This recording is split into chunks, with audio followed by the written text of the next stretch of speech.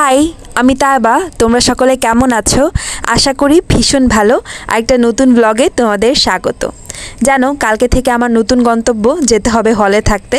পড়াশোনা তো আসলে দিন শেষে করতেই হবে, আর দূর থেকে আসলে সেভাবে কন্টিনিউ করা অনেক কঠিন, যার কারণে হলে ওঠার সিদ্ধান্ত নিলাম। একদিন না একদিন সবাইকে আসলে নিজের বাসা থেকে চলে যেতে হবে, এটাই বাস্তবতা, এবং এটাকে মেনে নিতে পারলেই আসলে হ্যাপি থাকা যাবে।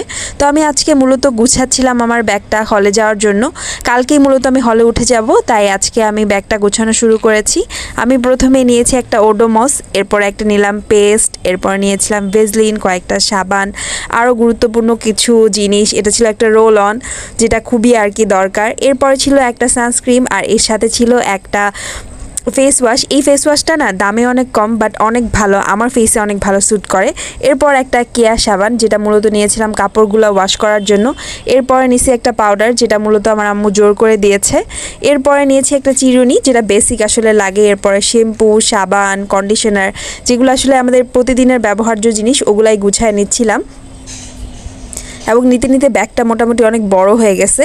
এরপর নিয়েছি অনেকগুলো প্যাড, যেটা আমাদের মেয়েদের একেবারেই অত্যন্ত প্রয়োজনীয় একটা জিনিস।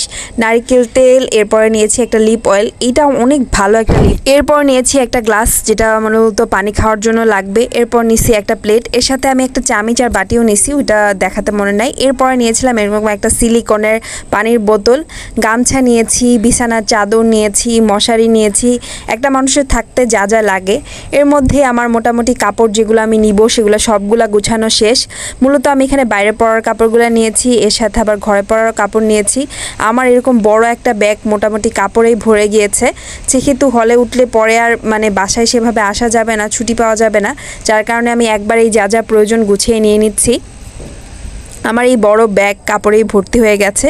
আমার মোটামুটি 3টা ব্যাগ হয়েছে, একটা বড় ব্যাগ, আর একটা এই যে স্কুল ব্যাগটা, যেটার মধ্যে টুকিটাকি জিনিস ঢুকিয়েছি, আর একটা ছোট মানি ব্যাগ টাইপের পার্স নিয়েছি। এটা ছিল আমার ব্যাগ। এরপরে আমি ভাবলাম দুপুরে আজকে আমার প্রিয় কিছু খাওয়া যাক। তো আমার অনেকদিন ধরে ইচ্ছা করছিল সুলতান ডাইনের বিফ চাপটা খাবো, এটা অনেক মজা আর অনেক ঝাল। তো আমার মূলত মুক্তা বিরিয়ানির চাপটা বেশি পছন্দ, বাট আমাদের এই জায়গায় মুক্তা বিরিয়ানি নাই, যার কারণে সুলতান ডাইনের এইটাই আমি নিছি। আর এটা এতটা ঝাল ছিল, আর পুরাটাই একটা একদম সলিড মাংস দিয়েছিল। আমি বলেছিলাম যে একটা সলিড মাংস দিতে, হাড্ডি টাড্ডি না দিতে, আর এই পুরো বড় টুকরাটাই ছিল সলিড মাংসের। দেখতে যেমন মজা, এটা খেতেও অনেক মজা। এটা যখন খাই তখন অনেক ঝাল লাগে, বাট খাওয়ার পরে আরও ভাল লাগে। আমার পাখিগুলোকে দেখছিলাম, এই পাখিগুলোকে আমি খুব ভালোবাসি আসলে। আর এই বারান্দার গাছগুলো আমার অনেক পছন্দ, যেগুলো আমি অনেকবার আপনাদের দেখিয়েছি, এবং এই গাছগুলোর যত্ন নিতেও আমার অনেক ভালো লাগতো। তো সমস্যা নাই, এরপর থেকে আমার আম্মু যত্ন নেবে। আসলে পুরনো জিনিস ফেলে নতুন জিনিসকে আপন করে নিতেই হবে, এটাই জীবন।